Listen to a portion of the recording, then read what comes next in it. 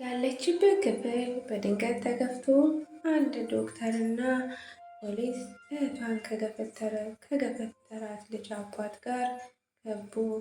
ጽናት ሰውየውን ስታየው ፊቷ ተቀያየረ። እንባና ንዴት ተናነቃት።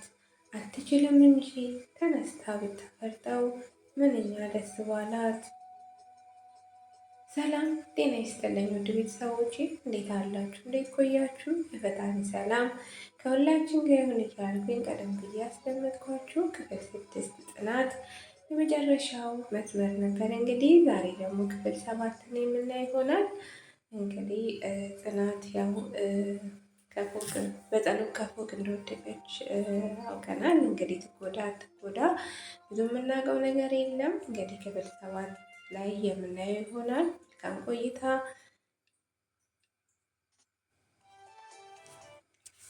አትችልም እንጂ ተነስታ ብታፈርጠው እና የምትወዳት እህቷን አስነስታ የገፈተራትን ልጅ እስከ አባቱ ከዛ ፎቅ ወርውራ ብትገላቸው ደስታዋ ወደር የለውም። ጽናት የወረወረውን ልጅ አባት ላይ አፈጠጠች። ፖሊሱ ወደ ጽናት ተጠግቶ የተፈጠረውን ነገር ለመናገር አሁን ዶክተሩ መልካም ጤንነት ላይ ናት ስላለ ቃልሽን ትሰጫለሽ አላት። ጽናት አሁንም አይኗን ከወረወረው ወላጅ አባት ላይ አልነቀለችም። የፖሊሱ ንግግር ሰምታ ይሆን አልሰማች ይሆን ማንም አያውቅም። አሁንም አይኗን ዞርም ሳታረግ ዶክተሩን እህቴ እንዴት ናት ዶክተር አለችው። ጽናት አሁንም የወርዋሪውን አባት እያየች እሱም መጠየቁ ግራ ቢገባውም ዶክተሩ አታስቢ ደህና ናት አላት። ከዛም የገፍታሪው ልጅ አባት ሽኩክ ብሎ ከክፍሉ ወጣ። ዶክተሩ በጽናት ፊት ላይ የሚያየው እልህ እጅግ አስገረመው፣ አስደነገጠውም። ሕፃንነቷን አይቶ ንግግሯና ሁኔታዋን ሲያይ ገረመው።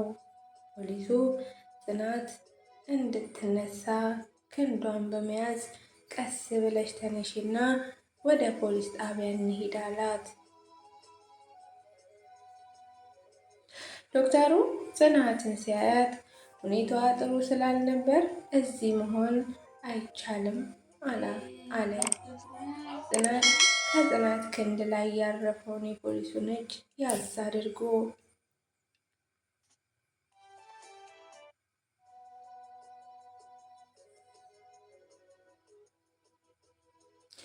ፖሊሱም አንዴ ጽናትን አንዴ ዶክተሩን እያየ እሺ ጥሩ ብሎ እጁን ከጽናት ክንድ ላይ አንስቶ ወደ ውጭ ወጣ።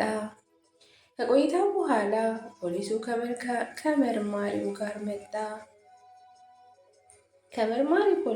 መጣ። መግቢያ በሩ ላይ ያለውን ወንበር ይዞ ጽናት ከተኛችበት አልጋ አጠገብ ተቀመጠ። ዋና መርማሪ ፖሊሱ የጽናትን ሆዷ ላይ ያጣመረችውን እጅ አንስቶ በእጁ ያዘው። ፈገግ ለማለት እየሞከረ እንደተጎዳሽ ይገባኛል፣ ስለዚህ ነገር አውርቼ ባረብሽሽ ምርጫዬ ነበር፣ ግን በተቻለሽ አቅም የምጠይቅሽን ሁሉ መልሽልኝ አላት።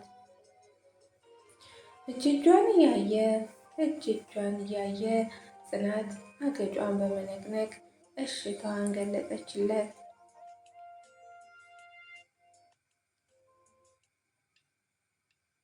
መርማሪው የድምፅ መቅጃውን ካመቻቸ በኋላ ጽናትን አየት አድርጎ የድምፅ መቅጃውን ከማብራቴ በፊት ሁሉም እንዲወጡልሽ ከፈለግሽ ላስወጣልሽ እችላለሁ አላት።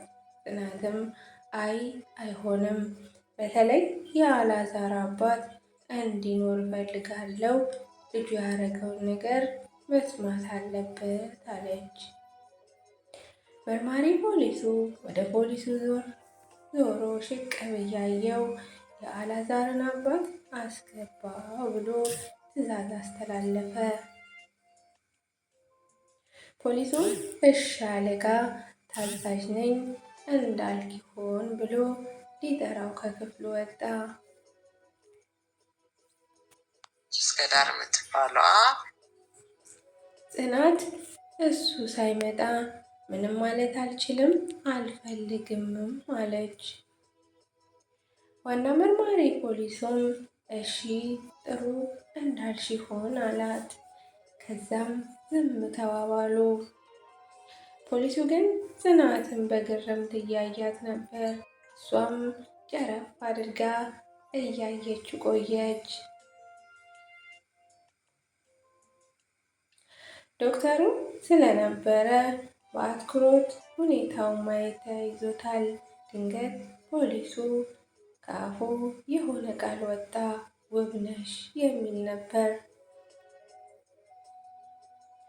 ጽናትም ደነገጠች። በእርግጥም ይህ ቃል ለእሷ አዲስ አይደለም፣ ያያት ሁሉ የሚላት ነገር ነውና። በድንገት በሩ ተከፍቶ የአላዛር አባት እና ፖሊሱ መጡ።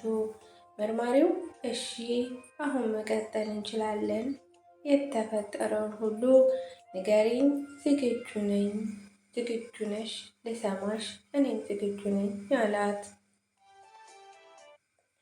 ጽናት የአላዛርን አባት በእልህ እያየች አዎ በሚገባ አለች።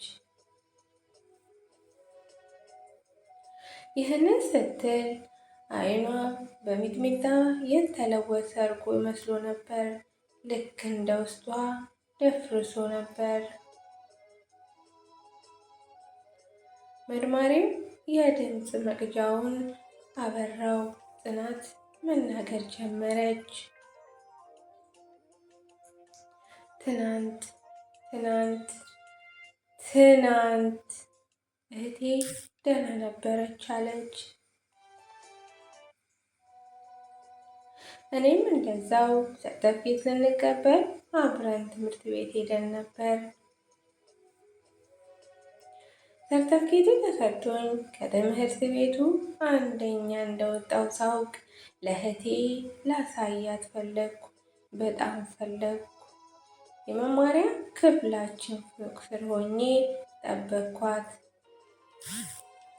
እስክትመጣ በጣም ጓጉቼ ስለነበረ ፎቁን እያየው ነበር የጠበቅኳት። በጣም ጓጉቼ ነበር ብሎ እንግዲህ ክፍል 7 እዚህ ላይ ያበቃል። ውድ አድማጭ ተመልካቾቼ ሼር ላይ ኮመንት እያደረጋችሁ እንግዲህ አበረታቱን። የፈጣሪ ሰላም ከእናንተ ይሁን። ወዳችሁ ፈቅዳችሁ ለምትሰሙኝ ለምትመለከቱኝ ክብር ይድረሳችሁ። ላለው መልካም ሁሉ ተመኘሁላችሁ። መልካም ጊዜ